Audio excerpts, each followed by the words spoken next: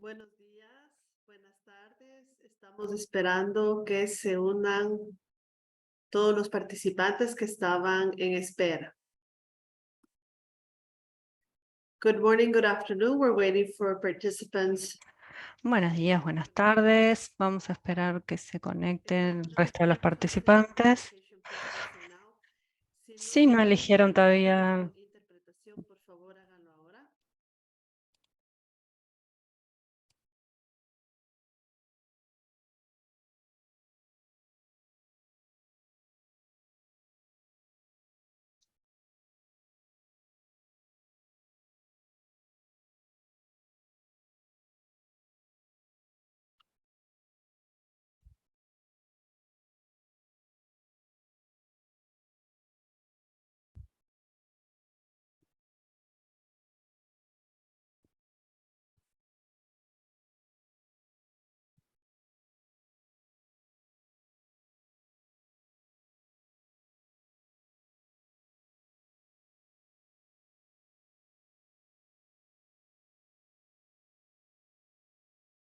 Bien.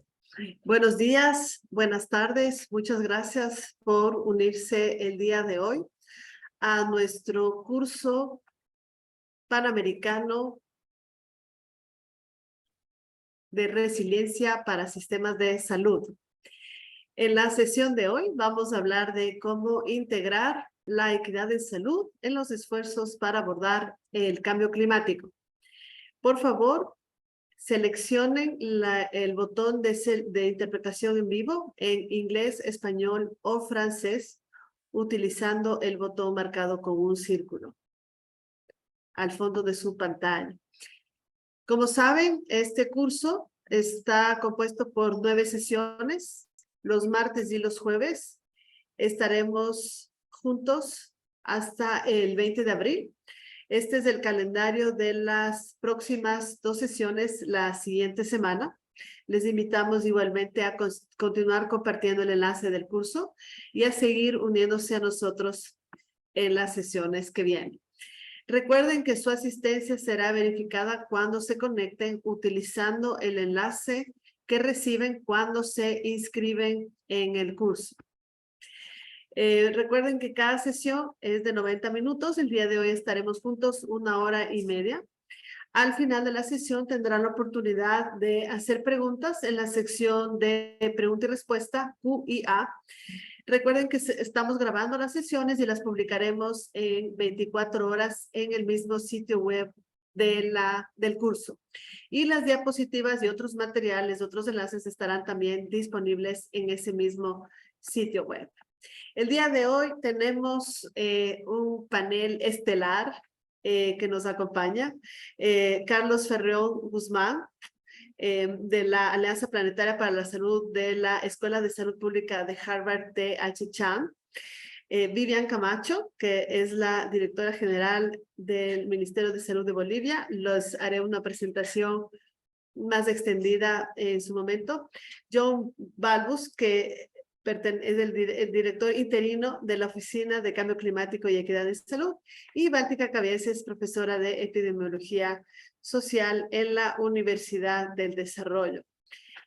Empezando ahora con Carlos Ferrón Guzmán, que nos hablará el día de hoy sobre la integración de equidad de salud en los esfuerzos para combatir el cambio climático. Él es profesor asociado de salud global de la Universidad de Maryland en Baltimore.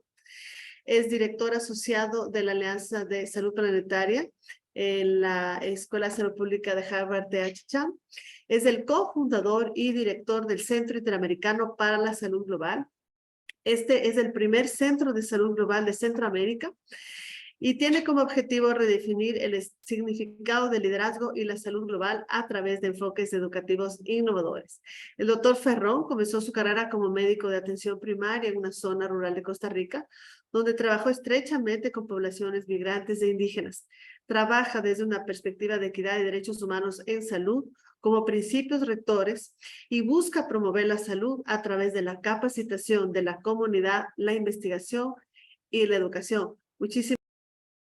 Muchísimas gracias por estar aquí. Por favor, adelante si quieres compartir tu pantalla. Gracias, Irene, y un gusto estar aquí. Voy a empezar en español y ahorita me paso al inglés.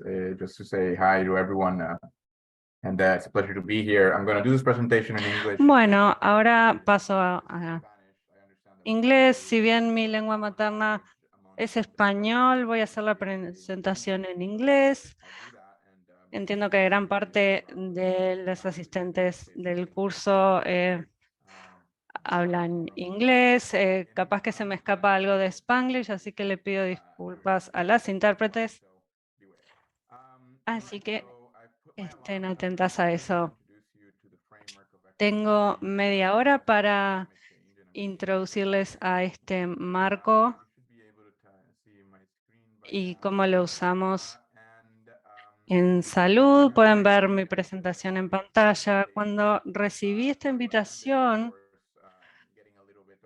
para asistir a este curso, para dar un poco de contexto, me contaron que era para profesionales de la salud, administradores de hospitales, funcionarios de ministerios de salud, y la intención es darles un contexto para prepararse para el cambio climático. Esto es una herramienta, no es un programa cerrado que pueden aplicar así como está. Más bien es una perspectiva, una lente que quiero darles para mostrar cómo la equidad afecta a todas estas situaciones. Me gustaría comenzar como educador que soy. Siempre me gusta empezar aclarando lo que queremos lograr. En este caso, les presento los objetivos del curso que ya conocen. Pero dentro de los objetivos del curso me quiero centrar en lo que está resaltado en negrita, que es aplicar una lente de equidad en la salud a los esfuerzos para abordar la descarbonización de los sistemas de salud y la resiliencia climática. Hoy nos vamos a centrar en esta lente de equidad. Hay dos términos que se usan en la salud, en los sistemas de salud, en nuestra jerga, que son igualdad y equidad. Deben conocer y escuchar los términos estos todo el tiempo. Y o vemos también cosas que vemos dos palabras que a veces se usan indistintamente, que se dividen, por ejemplo, cosas de forma igual o de forma equitativa, como si fuera lo mismo. Pero cuando hablamos en salud en general y en salud global, estamos hablando de la distribución de recursos, independientemente del resultado.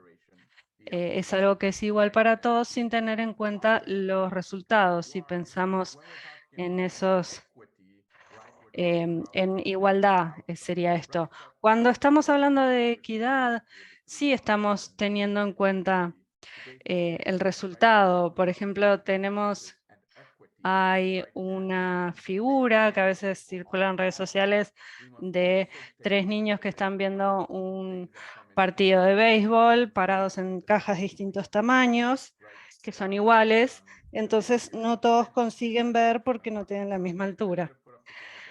Y entonces, lamentablemente no tengo esta imagen para mostrárselas. No importa, pero se entiende la idea. Lo que estoy hablando es que cuando pensamos en equidad tenemos que tener en cuenta también el contexto y la meta final.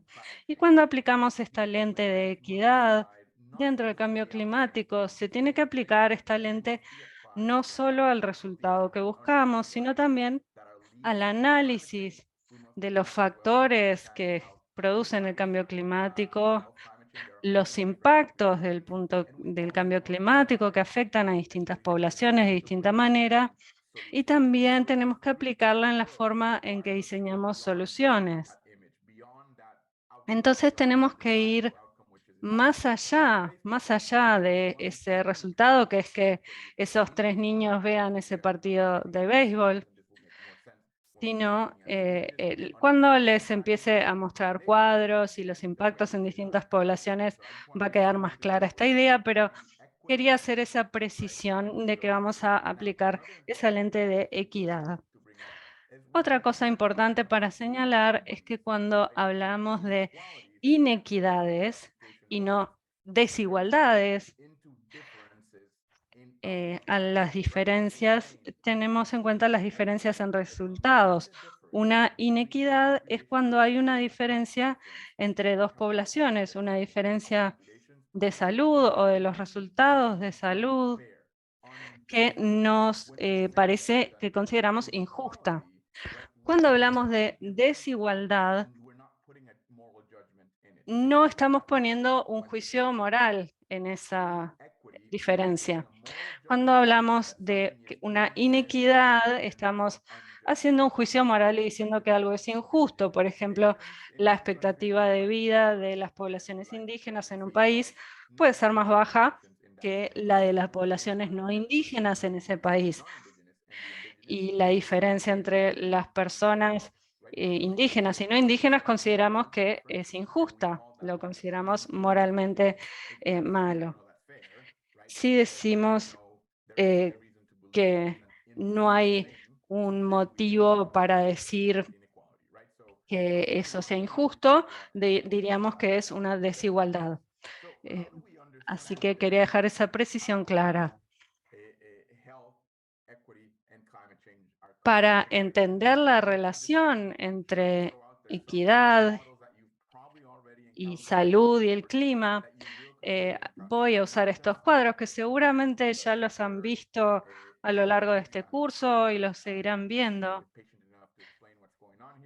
Entonces, esto seguramente hay gente que lo va a explicar en más detalle y creo que ya lo han visto en otras sesiones, pero lo que quiero mostrar es que aquí lo que se presenta son distintos cuadros que fundamentalmente están diciendo lo mismo, que hay una serie de factores que se ven influenciados por el cambio climático y que además eventualmente afectan a la salud, sea por la exposición en el ambiente, por la resiliencia, la carga genética. Son todos distintos factores que pueden ser determinantes. Y esto también estoy seguro que han visto estos gráficos, así que no me voy a detener en ellos, pero son reinterpretaciones del mismo concepto de factores determinantes, sean distales, proximales, sea un modelo ecológico, como se muestra en la imagen, o un diagrama de flujo, como se aparece en la izquierda. Tenemos lo estructural o distal a la izquierda y lo más proximal está en estas partes. Todo esto son distintas interpretaciones del modelo de determinantes de salud. También se ha dicho y le hemos ido cambiando los nombres. Tenemos los determinantes sociales, ecológicos, comerciales, pero es importante no separarlos, porque son todas cosas que están sucediendo al mismo tiempo. Estos factores, tenemos una interpretación, es una interpretación de cómo el cambio climático afecta a la salud y por lo tanto afecta a los resultados que tenemos en salud. Entonces, esto es una imagen que me gusta usar para explicar los determinantes de salud. Es que como yo entiendo la salud, es que la salud no es más que un producto de una dinámica diversa y un sistema ecosocial interdependiente. Entonces tenemos todos los determinantes que fluyen en este tejido conector de la sociedad, la ecología, las distintas cosas que tienen lugar en nuestro sistema, que son todos los determinantes de salud y están sucediendo simultáneamente y de forma interconectada. Y el peso que va a tener cada uno de ellos dependerá de quién soy, de dónde estoy y en qué momento. O sea, la composición específica va a cambiar según el momento, según el lugar y según la persona. Y estos factores interactúan de distintas maneras, de formas que sabemos a veces de formas impredecibles, y pueden producir un buen resultado de salud o uno negativo. Y este proceso, que es una combinación de este ecosistema ecosocial. El cambio climático se empezó a hablar en la década de los 90 de estas amenazas, y el cambio climático es lo que llamamos un multiplicador de amenazas, tratando la fenomenología de los cambios en nuestros sistemas climáticos, el aumento de temperaturas, extremos de precipitaciones, inundaciones o sequías, depredación del suelo. Todos estos determinantes y sus impactos tienen efectos que se transmiten por todo el sistema. Vemos estos surcos, estos arcos. Es algo que se multiplica por todo el sistema y afecta a todos estos determinantes para darnos un resultados de salud diferentes dependiendo de la composición de estos determinantes. Entonces, el cambio climático, como algo que cambia sistemas, es lo que llamamos un multiplicador de amenazas. Y es importante saber que el cambio climático no se produce en un vacío, es un síntoma de un síndrome más grande de cambios ambientales antropogénicos provocados por el ser humano en nuestros sistemas.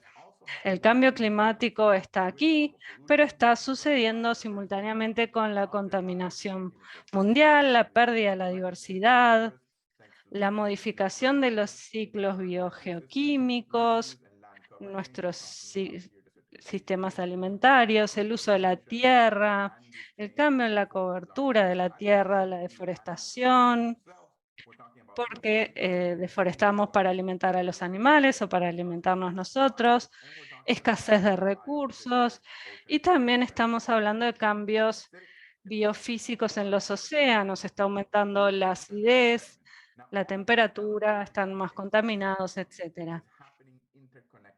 Todos estos cambios están interconectados, y esto es algo que usamos en la Alianza Planetaria para explicar cómo estos cambios están afectando los patrones de las enfermedades.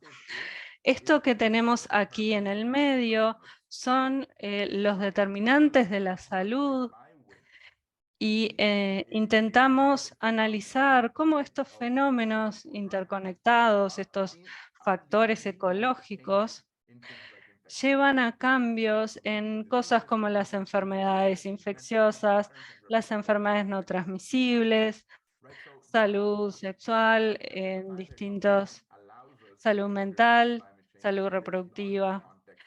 Entonces tenemos este contexto más amplio del cambio climático y tratamos de dilucidar la vía por la cual llevan a cambios en la salud, y tratamos de entenderlos para buscar soluciones que sean equitativas para mejorar estas vías que llevan enfermedades. Sí, te queda poco tiempo. Tenía 30 minutos. Ah, disculpa, sí, creí que que tu presentación era más corta. Discúlpame. Sí, volviendo a la diapositiva inicial, cuando hablamos de equidad, y vuelvo a poner el énfasis en esta diferencia, cuando aplicamos la lente de equidad en todos los impactos del cambio climático, estamos viendo la equidad en el análisis de los factores subyacentes, las cosas que provocan los cambios. También intentamos aplicarla a entender los impactos de distintas poblaciones, cómo el cambio climático afecta a distintas poblaciones de distinta manera y eso lleva a distintos resultados y porque eso es injusto. Y aplicamos también la lente a la forma en que diseñamos soluciones para asegurarnos que las soluciones no dañen a los más vulnerables. To become more resilient to the Para risks que that las they're personas se vuelven más resilientes y para que esto se lo haga de manera justa. Y cuando vemos el por qué hacemos esto, por qué debemos aplicar un lente de equidad, veamos el nivel de vulnerabilidad que se ve en todo el mundo y cuántas personas vulnerables, sobre todo, que son vulnerables al cambio climático. Este es un marco de índice de vulnerabilidad. Es difícil calcularlo, pero esto combina la seguridad alimentaria, la disponibilidad de agua, condiciones de vida, servicios ecosistémicos, infraestructura que incluyen la energía, que combinan todos estos aspectos para ver cuánta vulnerabilidad existe en el mundo. Lo que está en gris es que hay insuficiente información, pero si marcamos unas líneas en el trópico, vemos que los países que están en países tropicales son los más vulnerables debido a razones geopolíticas y geográficas. Esos dos factores se unen en estos riesgos y obviamente se suman a la capacidad económica de poder combatir el cambio climático. Estos son países que también son considerados los LMICs con respecto a su bajo ingreso y esto aumenta su nivel de vulnerabilidad. Entonces, estos son países que son los más vulnerables. Y cuando vemos quiénes están produciendo o quienes están impulsando esta crisis climática, vemos que los mayores contaminantes en el mundo son, están correlacionados con el crecimiento económico y se ha visto que en realidad estos países están exportando sus emisiones de gases de efecto invernadero y esto va al sur global. Cuando vemos el nivel de vulnerabilidad versus el nivel de emisiones de gases de efecto invernadero, esto se acumula muchísimo en la historia. Vemos que China es el más grande emisor en total y se ve que Estados Unidos también está en estas cifras. Obviamente es muy distinto. Aquellos que emiten no son los que tienen la mayor vulnerabilidad. Y esto se suma a un resultado. En el resultado se decimos que usted se come la piña y a mí me duele la panza. Eso quiere decir que uno es el que comete la acción y otro es el que se ve afectado. Eso muestra que aquellos que cometen los errores no son quienes sufren las mayores consecuencias. Y este gráfico muestra, bueno, sin embargo, no está totalmente actualizado, pero muestra que en la parte superior, esta es una cartografía que muestra el tamaño del país que se vincula con el tamaño de sus emisiones. Mientras más grande sea el país, en esta gráfica, mayor emisiones de efecto invernadero tiene. Aquí podemos ver el índice de mortalidad relacionados con el incremento de emisiones de efecto invernadero. Como ven, a quienes se comen la piña, por así decirlo, no son aquellos que se ven más afectados. Hablamos de mortalidad, de indicadores muy severos. Y bueno, uso esa analogía para darles un ejemplo más claro. Si lo vemos de otra manera,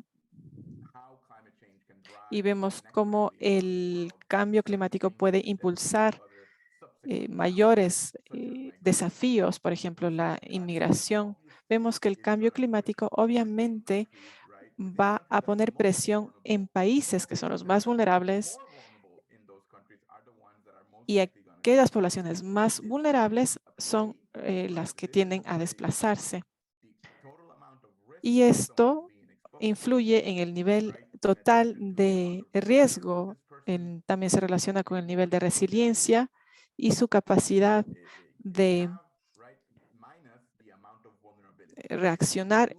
Entonces, cuando hacemos toda una ecuación de definir el riesgo y las vulnerabilidades, vemos que habrá un gran número de desplazados. Como podemos ver las cifras, este es un escenario de status quo bastante negativo, que si vemos que si para el 2050 no hacemos lo suficiente, y sabemos que no estamos haciendo lo suficiente, esto significará que estas cifras, si seguimos avanzando de mejor manera, no vamos a llegar a estas cifras de acá, pero el nivel de desplazamiento y el cambio climático que afectará la migración seguirán siendo una tendencia creciente y debemos tener sistemas que estén preparados para eso.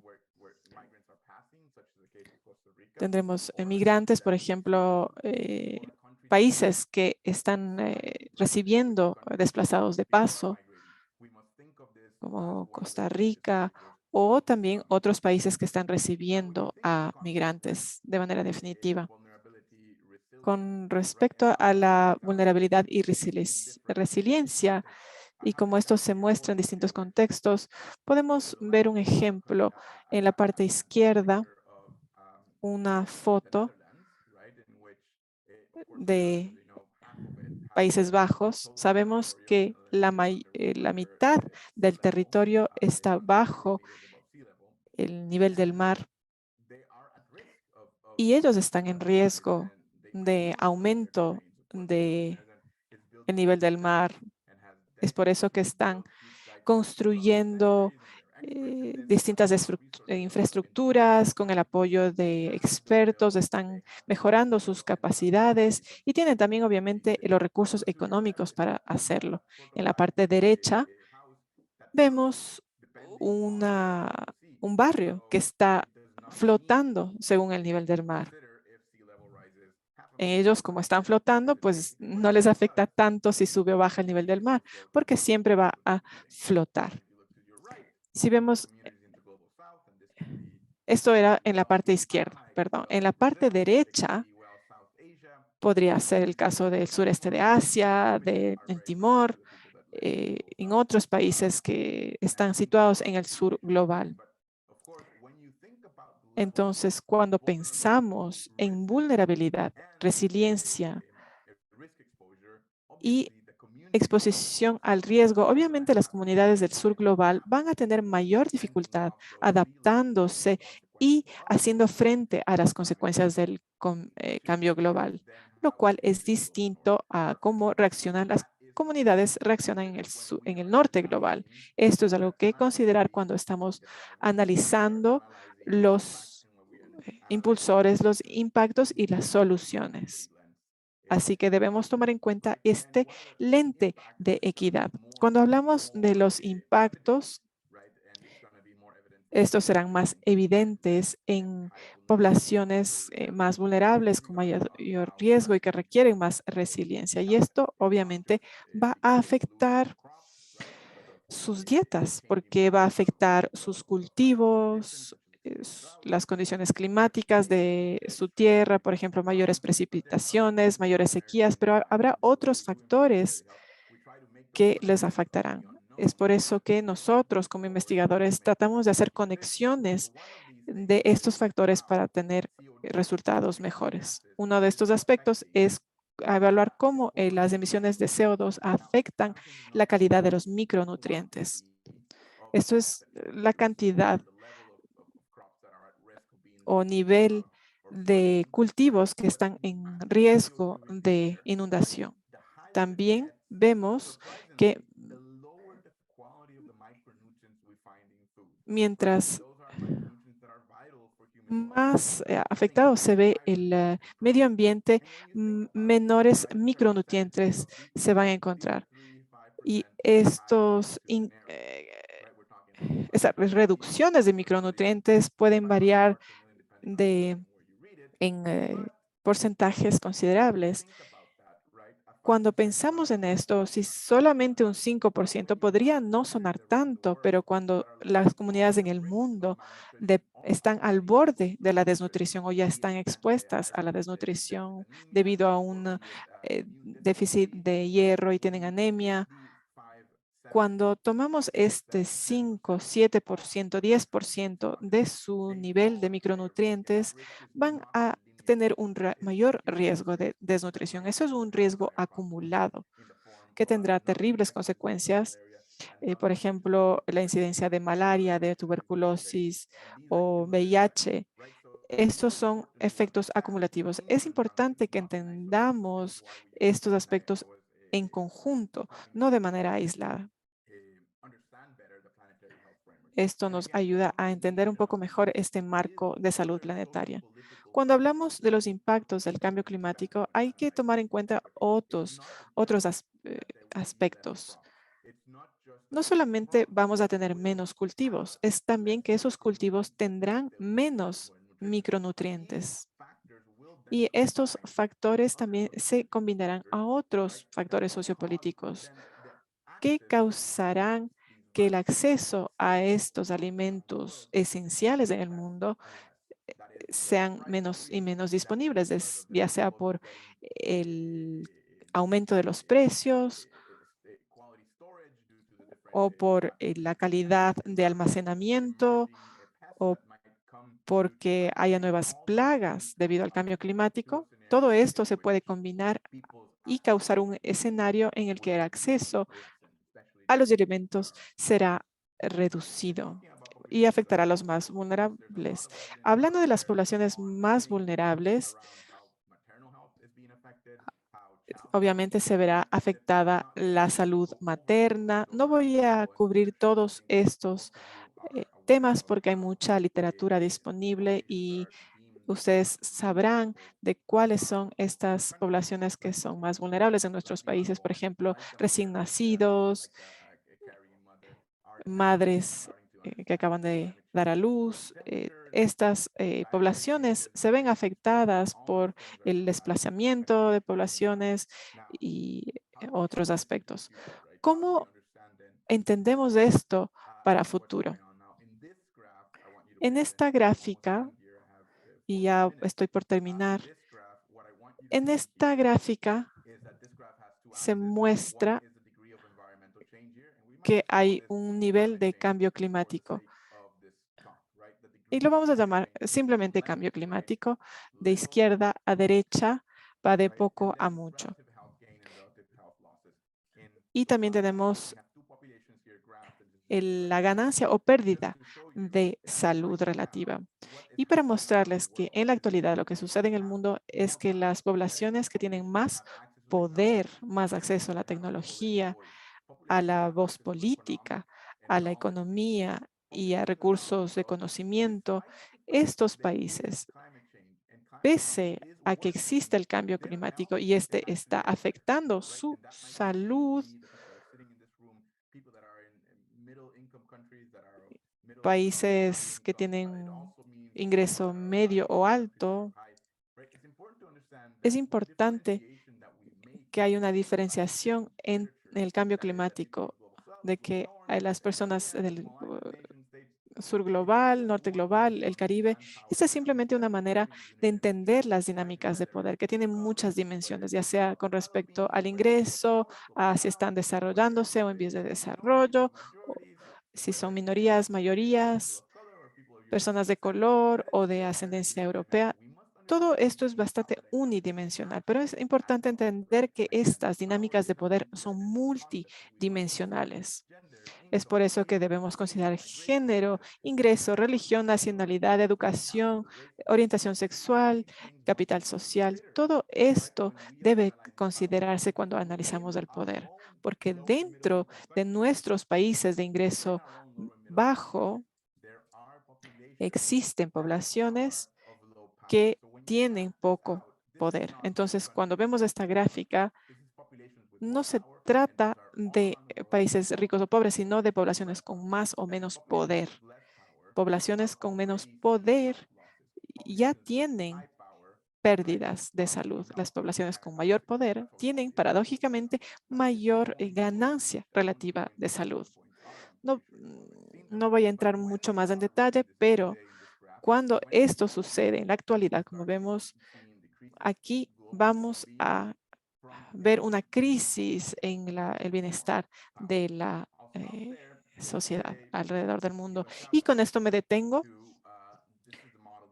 Este es un modelo que estamos proponiendo en el que nuestro objetivo es lograr esta área verde en la que haya un espacio justo y seguro para la humanidad y también que sea un lugar en donde se pueda asegurar una condición digna, equitativa para todo el mundo. Y con esto doy la palabra a nuestra moderadora. Gracias, Carlos. No, yo me disculpo porque no llevé el tiempo correcto.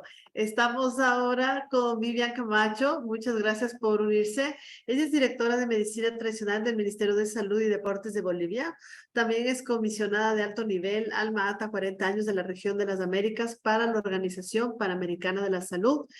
Es coordinadora de salud de los pueblos de Bolivia y ex representante para la región andina en la Coordinación Latinoamericana dentro del Movimiento Mundial por la Salud de los Pueblos, exdirectora nacional de Medicina Tradicional Ancestral del Ministerio de Medicina Tradicional Ancestral del Ministerio de Salud del Estado Plurinacional de Bolivia.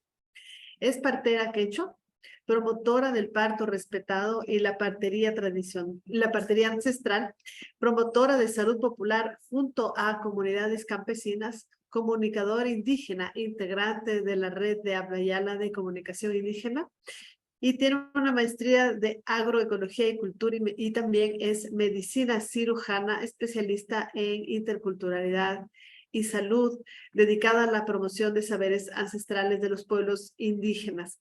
El día de hoy ella nos va a hablar de medicina tradicional ancestral y participación social, construyendo el SUS en Bolivia. Muchísimas gracias, Vivian. Adelante.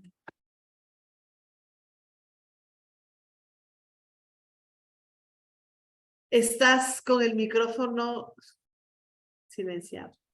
Ahí. Muchas gracias, un abrazo muy grande desde Bolivia. A cada una de ustedes un gran saludo. Suma punche cacho tucuicunapa, hatuna paicu y tucu y gangunapa, no gasuti pipicamacho, kai Bolivia, coya suyamante tiacuni, hatuna paicu. Pertenezco a la nación quechua del Estado Plurinacional de Bolivia y el día de hoy agradezco la invitación para ser parte, siempre apoyándoles a la Universidad de Columbia. Una alegría haber escuchado a cada uno de los ponentes durante cada una de estas sesiones. Voy a presentarles esta presentación justamente para recordarnos la construcción social de salud. I would like to make my presentation in English, but anyway, you are going to... Voy a hacer la presentación en inglés, pero van a poder leerla en español. Soy directora nacional de Medicina Ancestral aquí en Bolivia y soy parte de nuestro Ministerio de Salud porque tenemos una ley nacional que promueve la salud tradicional. Esta ley reconoce el conocimiento de nuestros ancestros, nuestros guías espirituales y nuestros sanadores ancestrales. Y estamos construyendo este sistema de salud integral. Para nosotros es importante reconocer la salud como un derecho humano y no una mercancía, porque hemos enfrentado la situación durante la pandemia. Hemos atravesado el peor momento de la pandemia al inicio, cuando vimos que el ser humano era tratado como mercancía. Ese fue el peor escenario en nuestra historia y también reconocemos esto como un derecho humano y esa es nuestra lucha para que el alimento también sano sea parte de nuestro derecho, para que no tengamos problemas de alimentación. Y esto lo tiene que garantizar el Estado. Cada país se debe garantizar este derecho a todas las personas. Estamos hablando de los determinantes sociales de la salud y esto tiene que ver con dignidad y justicia social para nuestros pueblos. No es una lista cerrada, sino que son procesos que tienen que ver con las condiciones de vida, las condiciones de trabajo, si se tienen alimentos, si se tiene refugio, vivienda, si se tiene una vida sin violencia. Todo esto forma parte de la construcción de la salud. ¿Y de qué salud estamos hablando? No solo de la macrocultura dominante. Hemos sufrido un genocidio hace más de 500 años, se nos robaron nuestras tierras. Estamos hablando de las identidades culturales, pero también del reconocimiento de quienes somos, que se nos reconozca como partes de nuestro sistema, pero que también se reconozcan nuestras raíces, nuestra cultura y también que se recuerde que pertenecemos a la Madre Tierra. Por eso es necesario para nosotros recordar nuestros lugares sagrados, nuestros símbolos sagrados que nos traen salud. Para nosotros la medicina ancestral nos cuida de manera integral, mental, física y espiritualmente, pero también cuida el territorio, la tierra sagrada, los recursos de agua. Para nosotros es la madre agua, la madre tierra, nos cuidan a nosotros también. Por eso es importante recordar que venimos de estas tradiciones que son milenarias, venimos de una sabiduría milenaria y estamos vivos hoy por esa sabiduría. En aproximadamente 1920, en el Canal de Panamá, estos indígenas para construir los enviaron al Canal de Panamá para curar un brote de malaria. Tenemos quinaquina, de la que se obtiene la cloroquina y se trata la malaria hoy. Entonces, nuestra sabiduría ancestral nos viene cuidando desde hace siglos, por eso estamos vivos, porque no había médicos. Por eso, y esto tiene que ver con nuestras ceremonias, con nuestra forma de vida, de estar en el mundo. Cuando hablamos de medicina natural, decimos, en vez de una pastilla, usamos una planta. Pero es importante que esto no se convierta también en una mercancía. Tiene que ver con el cuidado de la vida de forma integral. Si las personas tienen alimentos saludables, aire saludable y agua saludable, van a ser sanas. Nuestra medicina ancestral cuida a los animales, a las personas, a los lugares sagrados. Y tenemos que ir más allá del dominio económico que tiene que ver con el capitalismo, la mercantilización de la salud, que nos ha llevado a esta terrible situación que vivimos durante la pandemia, por ejemplo, en la que muchas personas no tenían nada para comer, pero tenemos por otra parte multimillonarios que multiplicaron a su vez sus fortunas. Y tenemos que denunciar estas situaciones y transformarlas. Tenemos que hacer un diálogo entre la medicina convencional occidental y la sabiduría y la medicina ancestrales. Todo esto buscando justicia social para todos, porque como pueblos indígenas ancestrales no solo hemos sufrido el racismo histórico, sino la injusticia históricamente. Y no hablamos solo de justicia social, sino también epistémica, que tiene que ver con el respeto de nuestra sabiduría, porque la diversidad protege la vida, nos enriquece la diversidad de pensamiento, de producción, cuida la biodiversidad. Tiene que ver con el cuidado tierno, la reciprocidad, la solidaridad.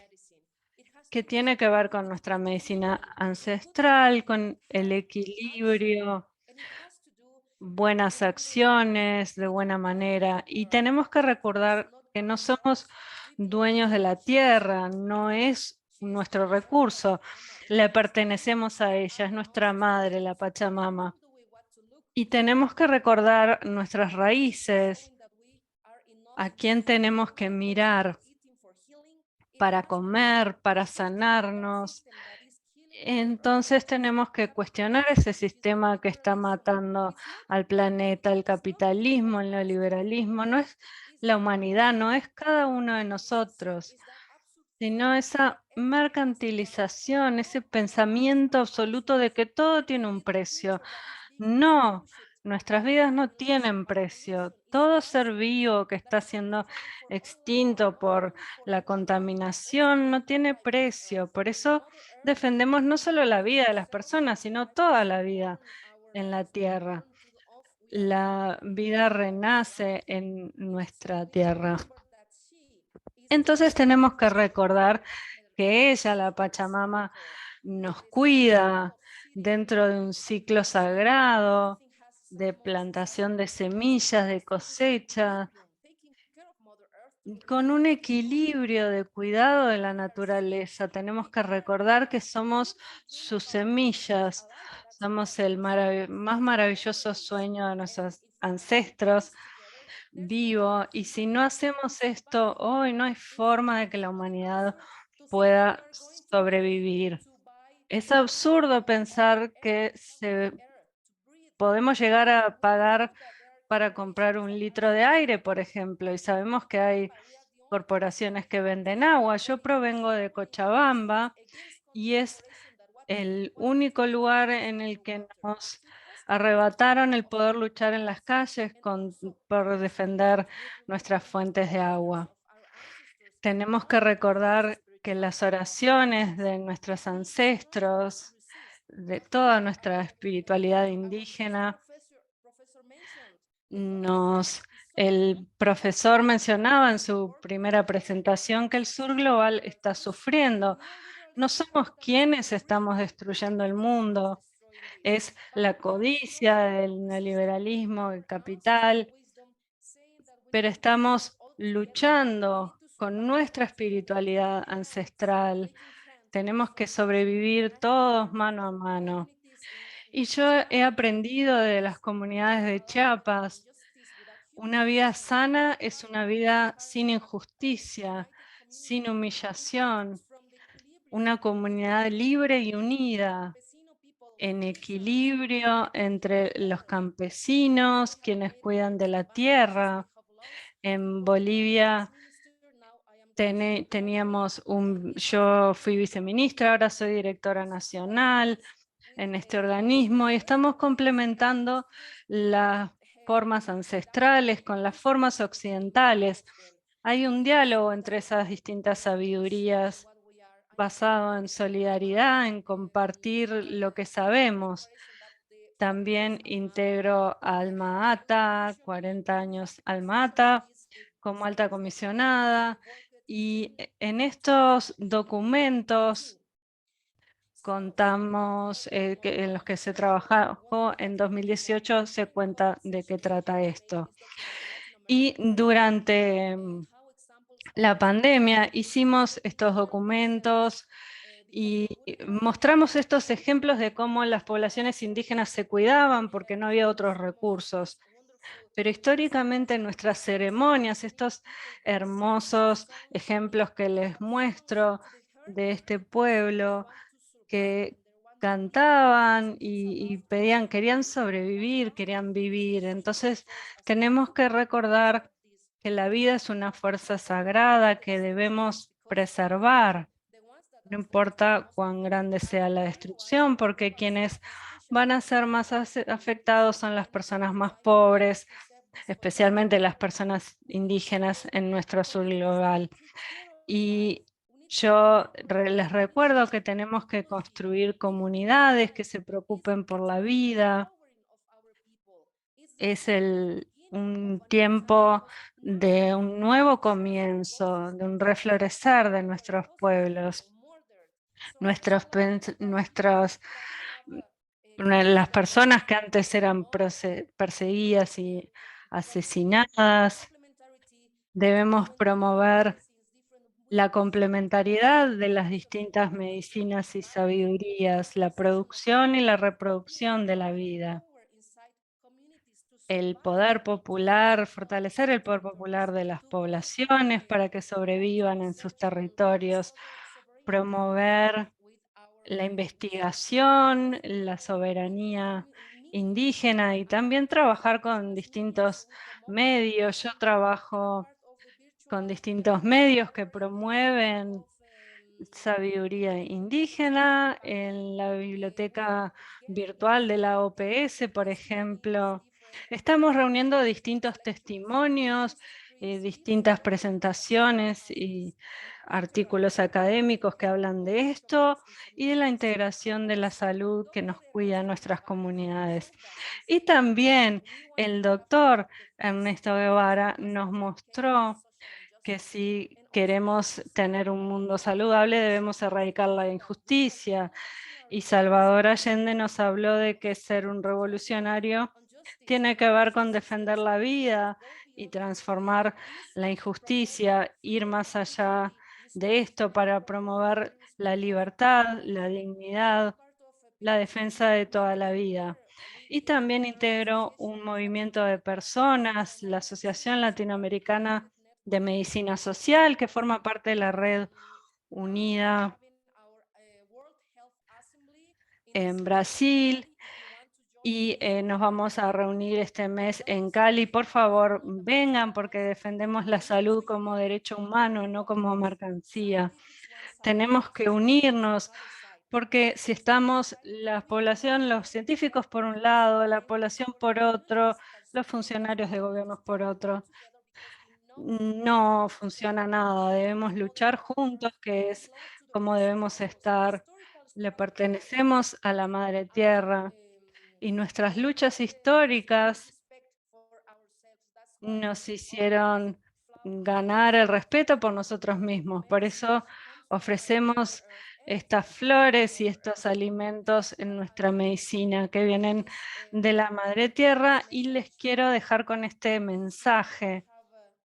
Ahora tengo este fuego sagrado para recordar que venimos de una lucha histórica y en el nombre de nuestros abuelos y nuestras abuelas tenemos que cuidar la vida ahora. Necesitamos tomar decisiones ahora para poder pasar la vida a la siguiente generación, y la vida también tiene que ser con dignidad y respeto. Hablamos de cambio climático y de las soluciones que podemos dar es ahora. Tenemos que unirnos hoy, crear redes hoy. Todos estamos juntos, no importa el idioma que hable, no importa el color de mi piel, todos somos parte del espíritu de la vida. Muchas gracias a Columbia University por darme la oportunidad de hablar y compartir. Sabemos que tenemos que resistir, estamos viviendo tiempos difíciles de guerra, de enfermedad, pero tenemos que cuidar la vida todos los días. Muchísimas gracias. Muchísimas gracias, Vivian, por tu presentación y tu participación nuevamente. Muchas gracias. Bien, pasamos ahora a la presentación del doctor John Balbus. Él nos va a hablar el día de hoy sobre la protección de la salud de los más vulnerables en Estados Unidos y desde la Oficina del Cambio Climático y Equidad en Salud.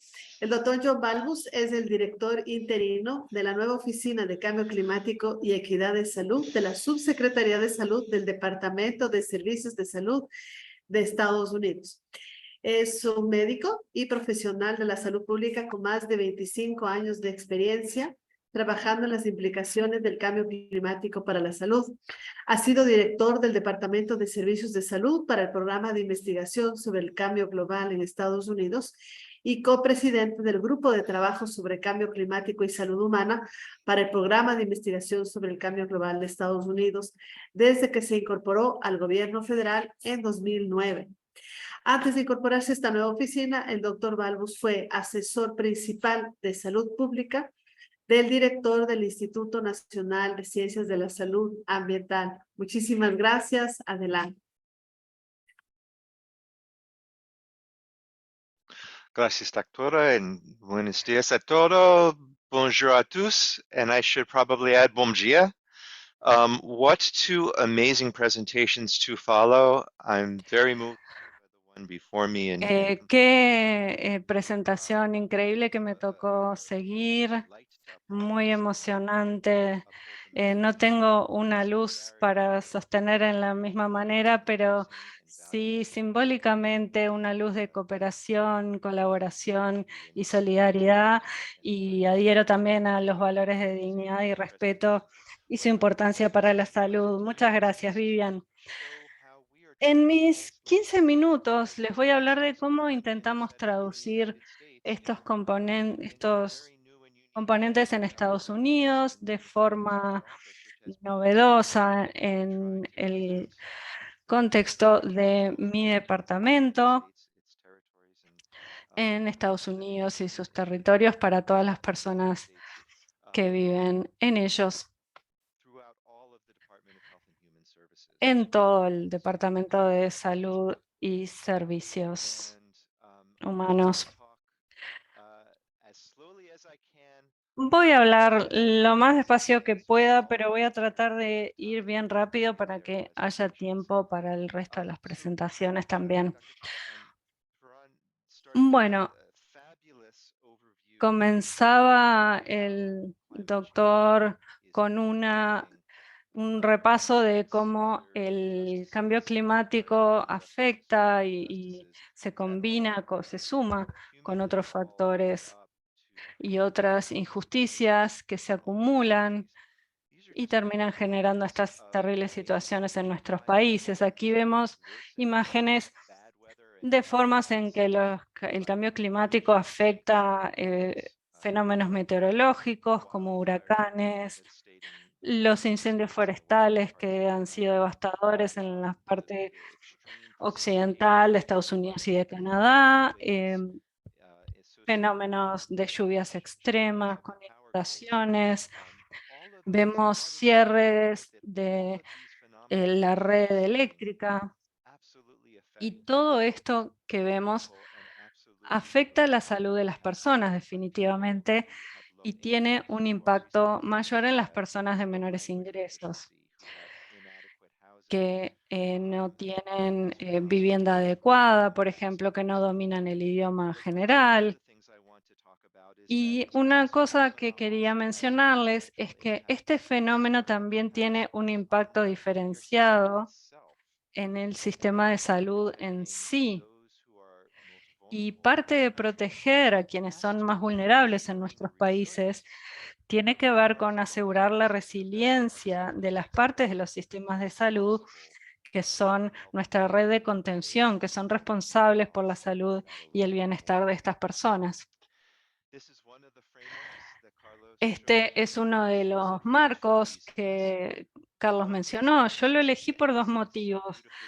Uno es porque destaca muy bien y muy claramente que los impactos del cambio climático se suman, se multiplican entre sí, él decía, y se combinan como determinante social de la salud del cambio climático, además de la pobreza, el bajo nivel educativo, violencia doméstica, inseguridad alimentaria, inseguridad energética.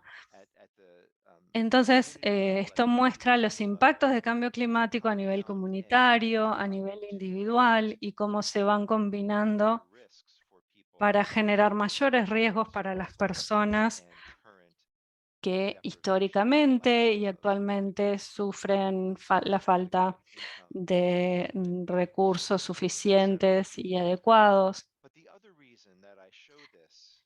Pero otro motivo por el que muestro este cuadro y quiero destacarlo mucho es que los impactos del cambio climático sobre las personas más frágiles o traumatizadas de nuestros países no es solo, por ejemplo, el dengue, peores casos de asma, sino que también afecta el bienestar mental, el estrés en general, porque se acumulan los factores estresantes, ansiedad, depresión.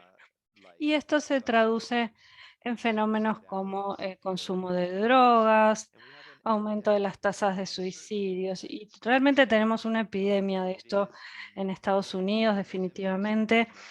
Y es uno de esos impactos que no se puede separar de los distintos factores estresantes acumulativos del cambio climático y otras injusticias sociales.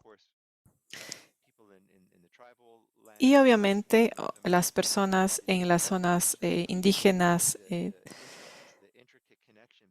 hay una conexión intrínseca entre el ambiente físico y el bienestar de la persona en su espiritualidad, y obviamente esto tiene consecuencias devastadoras en todo el mundo. Esta es un diagrama de flujo que nos muestra cuadros y flechas que nos muestran cómo la justicia ambiental tiene varios caminos y tiene exposiciones desproporcionadas. Vemos que los efectos compuestos de la injusticia climática, la discriminación y también el trato traumático tiene sus efectos. Estos son impulsores de impactos de salud inequitativos que tienen sus causas.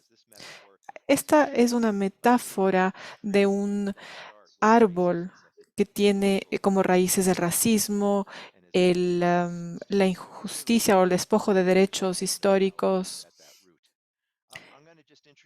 Y voy a presentarles otra metáfora que muestra los impulsores que van hacia arriba. Por ejemplo, vemos que a veces las soluciones son solamente parches al momento de proteger a las personas. Lo que vemos como razones esenciales de río arriba son las que se muestran en la parte superior de la gráfica. Vemos qué es lo que está en esta gráfica, en este río. Vemos que hay agua arriba, a medio camino y aguas abajo. En la parte de arriba vemos que está la prevención y la salud pública, los socios público-privados en multisectores. A medio camino vemos que están los servicios humanos. Y en Estados Unidos me gustaría enfatizar que una de las cosas que suceden con nuestra oficina es que tratamos de que todas las personas que trabajan en servicios humanos y también en servicios de salud, ellos trabajan de manera combinada. Y el lado de servicios humanos que proporcionan apoyo de ingresos, dinero para pagar electricidad, ellos son una parte crítica de la protección de nuestra población más vulnerable de los impactos del cambio climático. Y ellos ahora trabajan de la mano con la parte de estructura de salud. Y este es el contexto en el que se creó nuestra Oficina de Cambio Climático y Equidad Sanitaria. Fue creado por el presidente Biden por medio de la Orden Ejecutiva 14.008, que tiene como mandato que esta oficina se cree, que fue creado en agosto del 2021. No les voy a contar todo sobre nuestra oficina, pero sí quisiera mostrarles que algunas oficinas pueden ser modelos para las Américas. Y Esta es nuestra perspectiva climática y de salud. No somos los primeros en hacerlo, pero sí los primeros en cubrir un área tan amplia climatológicamente. La Oficina del Caribe fue una de las iniciales y todos los pronósticos de huracanes, de otros fenómenos se han tomado en cuenta. Y se habla de un pronóstico para los próximos 30 días y se habla también de las poblaciones vulnerables. Esta es otra imagen. Lamentablemente es bastante cargada, pero en la parte derecha podemos ver que se ve una lista de indicadores que estamos utilizando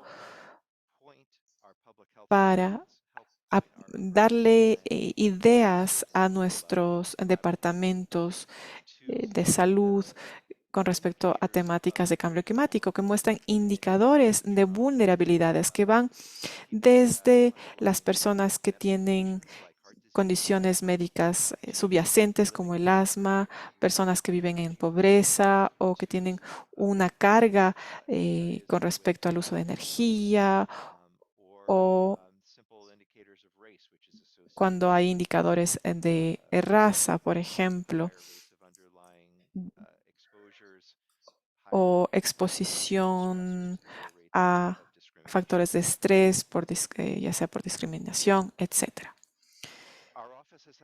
Nuestras oficinas también trabajan con el CDC para crear los indicadores de justicia medioambiental. Aquí hay muchos indicadores en la parte de la derecha. Hablamos de vulnerabilidad social, de carga ambiental, de vulnerabilidad de salud. Y estos indicadores que mencioné toman en cuenta estos temas para determinar cómo la injusticia social afecta la salud. Y también se ve cómo las enfermedades preexistentes crónicas tienen un efecto en la prevalencia.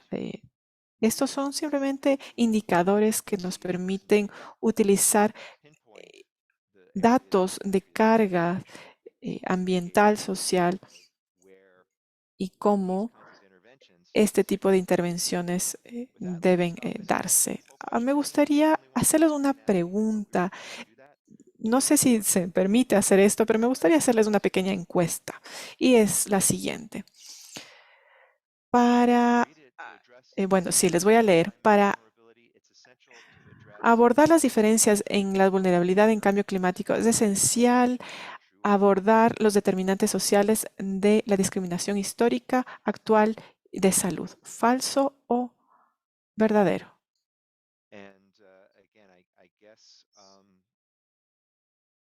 Y aquí, bueno, no quiero quedarme mucho tiempo en esta pregunta y veamos cuál es el resultado. Muchas gracias por sus respuestas. Voy a tratar de seguir avanzando. Ahí está, puedo seguir avanzando. Voy a intentar lo siguiente. Ahí está. Entonces, y sé que esta es una diapositiva bastante cargada, pero lo que quería mostrarles aquí son dos puntos. El primero es que nuestra oficina tiene una gran misión que incluye varias prioridades. La primera es mantener o incrementar la resiliencia de los más vulnerables y también tener acciones climáticas para reducir las disparidades de salud. Y también establecer determinantes de salud por acción climática. Y también la prioridad 3 es trabajar con el sector de la salud en Estados Unidos para tener mayor sostenibilidad y resiliencia en el sector de salud. En la parte superior derecha vemos una foto de cuando fuimos parte del COP26 en Glasgow hace 2 años. Ahora se lo conoce como la Alianza para la Acción Transformadora para el Cambio Climático. Varias varios países de las Américas están formando parte. Y en este momento somos una oficina bastante pequeña, no tenemos mucho presupuesto, pero estamos trabajando de manera cercana con los sistemas de salud federales para tener mayor resiliencia. Una de las maneras en las que estamos haciendo esto es trabajar con los centros comunitarios de salud, que suelen estar ubicados en barrios que suelen ser más discriminados, en donde están las poblaciones más vulnerables. Y también trabajamos para apoyar su nivel de capacidad, para seguir construyéndola, para que estén más conscientes de los riesgos climáticos que sufre su población y también proporcionando servicios. También trabajamos para proporcionarles fuentes de energía renovable, por ejemplo, paneles de energía solar de respaldo. También se ha integrado la disposición de recursos, no solamente para una mejor entrega de servicios de salud, sino también para que mejoren los servicios humanos, el apoyo también en el departamento financiero, para cubrir todas las necesidades de la gente, reconociendo que existen otras necesidades, por ejemplo, de una vivienda segura, tomando en cuenta la temática del cambio climático. Y todo esto se une en un concepto que ha sido promovido en los Estados Unidos y sé que también se da en otros países del mundo, que es el crear un centro diseñado y liderado por la comunidad y dirigido por la comunidad y también con el apoyo de una mezcla de recursos. Estos han sido establecidos en varias partes de los Estados Unidos. En Baltimore, la semana anterior que estuve ahí, vi que esa es una muestra de cómo se están movilizando recursos del Estado con un trabajo de la comunidad para conectar y tener una mejor provisión de servicios de salud comunitarios, tomando en cuenta que es importante crear espacios de refugio para la salud en estos centros. Y me gustaría pasar a la última pregunta, que es la siguiente. La Oficina de Salud y Servicios Humanos y de Cambio Climático y Equidad está buscando proteger la salud de aquellos más vulnerables y los impactos del cambio climático en los Estados Unidos al fortalecer la resiliencia de las siguientes opciones: los centros quirúrgicos de pacientes, centros médicos académicos, centros de salud comunitarios o los hospitales de seguridad en red, o E y D como última opción. C y D, perdón. Voy a ver si puedo cambiar el fondo, ¿sí? Hailey, tienes que activar. Perfecto. And there's the answer. And Y ahí vemos la respuesta. Sí, C y E son las mejores respuestas. En la última diapositiva vemos un código QR que puede llevarles a más información si les interesa sobre la temática cubierta. Seguro que buscaremos la información en la web, donde también subiremos esta presentación y las personas tendrán acceso al código QR. Muchísimas gracias nuevamente. Vamos a terminar el día de hoy con la presentación de Báltica Cabieses. Ella es enfermera partera, magíster en epidemiología y doctora en ciencias de la salud con un énfasis en epidemiología social de la Universidad de York en Inglaterra. Es profesora de epidemiología social y exdirectora del programa de estudios sociales en salud de la Universidad de Desarrollo de Chile. Es profesora visitante en el Departamento de Ciencias de la Salud de la Universidad de York, miembro del Consejo de Lancet Migration para América Latina y coordinadora nacional de la Red Chilena de Investigación sobre Salud y Migración, RECHISAO. Es consultora en equidad en salud, salud de los inmigrantes e investigación, acción en ciencias de la aplicación en comunidades social y culturalmente diversas. Entre sus líneas de investigación están desigualdades sociales en salud, salud de los migrantes internacionales e investigación sobre pacientes. Ha dictado 7 libros académicos, ha participado de más de 50 proyectos de investigación en Chile, América Latina y el extranjero, y tiene más de 150 publicaciones científicas. Ella nos va a hablar el día de hoy sobre la migración en la frontera de Chile, Perú y Bolivia durante la pandemia. Gracias, Báltica. Adelante.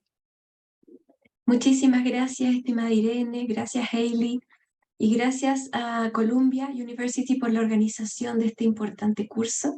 Es para mí un enorme honor y una alegría estar con ustedes compartiendo esta mañana. A recomendación del comité organizador voy a hablar en mi primera lengua, que es el castellano, y las láminas van a estar también en español, pero hay traducción simultánea preparada para aquellos que necesiten otro idioma. Hoy les voy a hablar sobre un caso particular, que es la migración en la frontera de Chile, Perú, Bolivia en tiempo de pandemia por SARS-CoV-2 en esta frontera. Yo trabajo en investigación en salud y migración desde hace unos 15 o 16 años en Chile y en la región. Y lo que les voy a presentar ahora es una panorámica muy general de un tema que es complejo, dinámico, multidimensional y cambiante, como es la migración y su relación con salud. Y esto interseccionado con la importancia de reflexionar sobre construir sistemas de salud resilientes en el marco del cambio climático. En esta presentación, entonces, vamos a discutir o reflexionar en torno a los impactos relacionados con el clima que están ampliando las disparidades de salud en las Américas, empeorando aún más los resultados de salud para quienes ya enfrentan desafíos sociales, físicos y económicos. Ya lo han hecho los 3 panelistas anteriores, pero yo voy a reforzar la importancia de aplicar una perspectiva de equidad a la planificación del sector salud para reducir las causas y consecuencias de las inequidades en salud. Y en esta sesión en particular vamos a revisar algunos aspectos de vulnerabilidad social como concepto ancla, que se vive en fronteras en la región de Latinoamérica y el Caribe, tomando como estudio de caso particular la frontera del norte de Chile, Perú, Bolivia en tiempo de pandemia por SARS-CoV-2. Voy a partir diciendo que hago esta presentación desde el Centro de Salud Global Intercultural CESGI y SIM Universidad del Desarrollo en Chile. Aquí hay una foto de la mitad, más o menos, de nuestro equipo, y como centro de investigación interdisciplinario estamos interesados en promover investigación de primer nivel que ayude a comprender la creciente complejidad del cuidado de la salud a escala global y a generar soluciones prácticas desde una perspectiva del sur global. Hay una distinción interesante cuando uno empieza a investigar y a estudiar sobre el concepto de vulnerabilidad. Y una de ellas es distinguir entre la vulnerabilidad humana, que es la condición inequívoca de toda persona humana, todos los que estamos aquí, todos los que habitamos este maravilloso planeta Pachamama, como hermosamente decía Vivian, como un ser finito que somos arrojados a este mundo en constante cambio e interacción con el entorno, en búsqueda de autorrealización. Todos compartimos esta vulnerabilidad intrínseca de nuestra esencia humana, pero no todos compartimos una vulnerabilidad social que dice relación con una condición variable de grupos humanos de estar expuestos a condiciones sociales, hogar, trabajo, barrio, transporte, entre otros, que aumentan desproporcionadamente, inequitativamente, como decía Carlos Farreón en la primera presentación, el riesgo de enfermar y de morir. Adela Cortina, una bioeticista española fabulosa en mi opinión, habla en su libro Ética Cosmopolita sobre la vulnerabilidad humana como una lotería natural de la existencia humana. Infancia, ancianidad, enfermedad, propio de ser humano. En cambio de la vulnerabilidad social como una lotería social de la vida moderna construida por nosotros mismos, en contextos de injusticia creados por las sociedades en que vivimos. Digamos vulnerabilidad social, entendida como aquella vulnerabilidad estructural, persistente, histórica, que ha sido tejida por la existencia humana en este planeta desde que existe, pero especialmente el mundo moderno y posmoderno, por procesos de colonialismo, postcolonialismo, racismo y estructuración jerárquica de las sociedades, que impactan en el diseño e implementación de políticas, economías y también de manera histórica y persistente, dejando algunas por encima de otros en relaciones desigual de poder. Está a la base de todo estudio de inequidad, disparidad o desigualdad social en salud. Lo dice de manera bella Ortega y Gasset en su libro Meditaciones del Quijote en 1914. Yo soy yo y mi circunstancia. Si no la salvo a ella, no me salvo yo. Qué iluminado Ortega y Gasset en materia de cambio climático que nos convoca hoy en día a todos en este planeta. Entonces, aquí les voy a hablar de por qué es importante mirar o reflexionar sobre la vulnerabilidad social como marco general de análisis. Primero, porque es una herramienta importante para la defensa y la protección de los derechos humanos universales, de los mínimos. En segundo lugar, porque es un espacio de reconocimiento de personas que han sido despojadas de aquellos derechos fundamentales y que viven en algún tipo o múltiples tipos, tomando el enfoque o teoría de interseccionalidad que viene de estudios de los años 80, de feminismo crítico, especialmente de personas afrodescendientes en Estados Unidos, y que dan cuenta de esta multiplicidad de desprotección que viven algunas personas. No es solamente si se es mujer y se es perteneciente o identitaria a pueblo originario. Es la intersección entre ellas que amplifica, no sumativamente, sino que multiplicativamente, también lo mencionó Carlos, en la experiencia de riesgos de enfermar prematuramente y de morir prematuramente. También porque la vulnerabilidad social está estrechamente relacionada al enfoque de inequidades y de cambio climático. Y de eso Carlos, Vivian y también John nos hablaron en las presentaciones previas con distintos énfasis, pero por cierto todas y tejiendo hacia la misma idea. Y porque también promueve la acción. Mirar esto, si se mira desde una perspectiva de injusticia modificable y prevenible, que es la definición básica de inequidad, entonces nos moviliza la acción, en tanto a que se debe medir, reportar, prevenir, controlar y reparar. Les voy a hablar en estos minutos sobre migración y salud en la frontera Chile-Perú-Bolivia. Para eso voy a hacer 2 láminas muy breves sobre flujos migratorios en América Latina y el Caribe y su relación con vulnerabilidad y riesgos de vulnerabilidad. Lo que les estoy poniendo aquí es un mapita donde aparece México y Centroamérica, ¿ya? Y lo que aparece en círculos amarillos grandes son personas que salen de sus países, en círculos verdes más pequeños quienes entran a estos países en el territorio que el mapa dispone. Entonces tenemos en México, principal corredor del mundo migratorio, un movimiento permanente de personas que salen de Centroamérica y quieren llegar a América del Norte, el sueño americano, Estados Unidos y Canadá. Importante número, el más grande número de personas de tránsito pasan por México queriendo llegar. En la frontera norte, una frontera política, simbólica, pero también física, un muro físico, hace que muchas personas reboten allí y tengan que retroceder y se queden en México. La principal población que busca esto, digamos que es todo el cono sur y Centroamérica, pero especialmente el triángulo norte de Centroamérica, Guatemala, Honduras y El Salvador. Países que generan población emigrante todos los años para poder llegar a este sueño americano, que por cierto se comprenden como desplazamientos forzados y donde una de las razones también es el cambio climático. Entonces el cambio climático y los desplazamientos humanos como nuevos desafíos para sistemas de salud del mundo, pero también en diálogo con flujos migratorios históricos en nuestra región. En el cono sur tenemos aquí una lámina que da cuenta de personas de salida y de entrada para los distintos países. Destaco aquí primeramente el éxodo venezolano. Ya más de 7 millones han dejado este país, cerca de 2 millones están en Colombia, siguen bajando Ecuador, Perú, Chile, Argentina y por el oriente hacia Brasil directamente. Chile se ha caracterizado por haber sido por décadas un país generador de migrantes, de emigrantes, personas chilenas que salían especialmente en periodo de dictadura militar, a empezar a ser en los últimos 15 a 20 años un país que empezó a ser atractivo para la migración, para la llegada de extranjeros. Y hoy tenemos en torno a 1.800.000, 2 millones estimados, el censo poblacional estima por fuente oficial 1,5 millones, quienes nos dedicamos a este tema creemos que son ya más de 2 millones, y de estos, 1/3 de origen venezolano, lo que muestra el gráfico aquí abajo, luego Perú, Haití, Colombia, Venezuela, Argentina, Ecuador.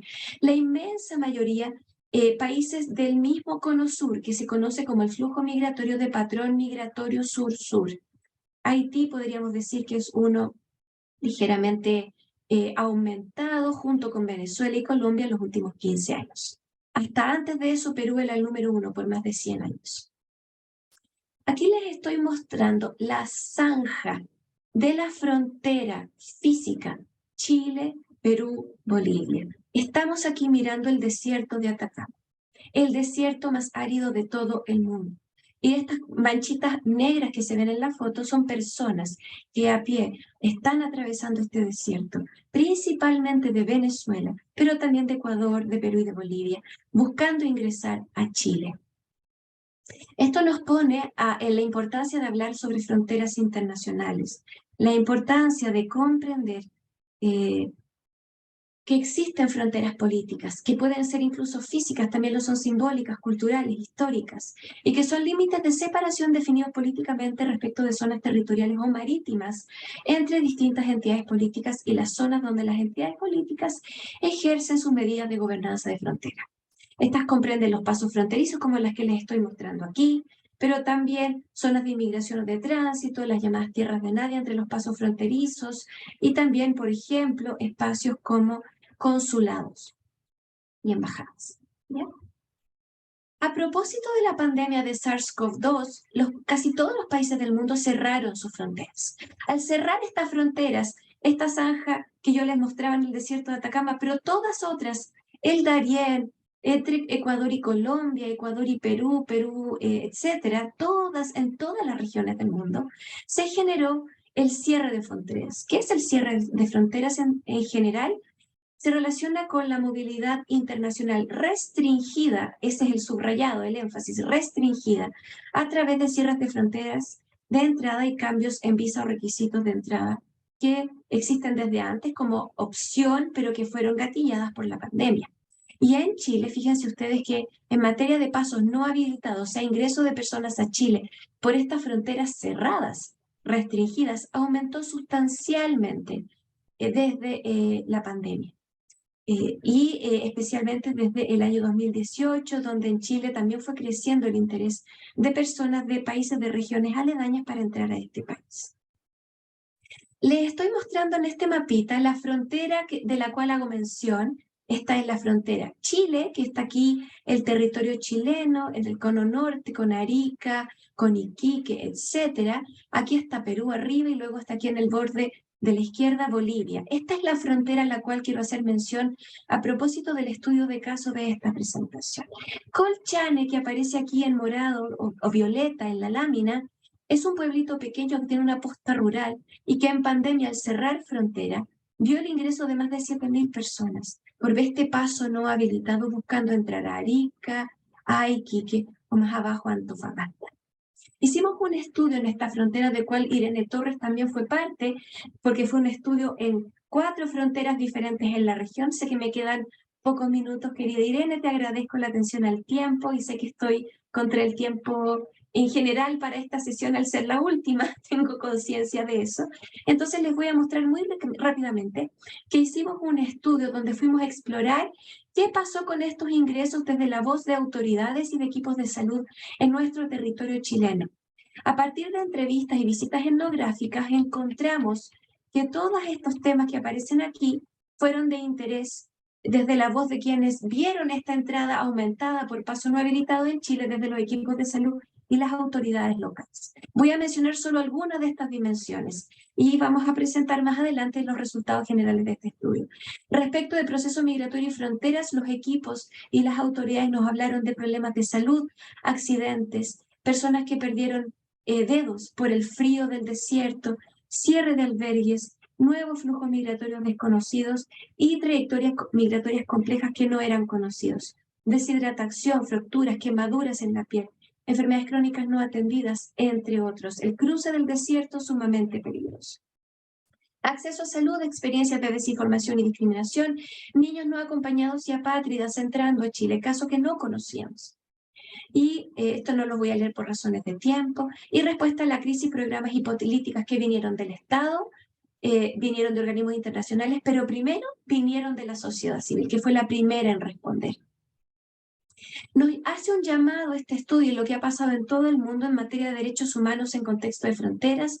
Muchas de estas personas se movilizaron en contexto de pandemia, pero a causa del cambio climático, necesitando también cuidados de salud. Y nos permitió remirar la importancia del derecho a la reunificación familiar y protección a la familia, derecho a la información sobre procesos migratorios, prohibición de esclavitud, trata, tráfico de personas, prohibición de expulsión por causas e informar causales, derecho a la nacionalidad, derecho a la identidad cultural y, por cierto, derecho a la oportunidad de enseñar.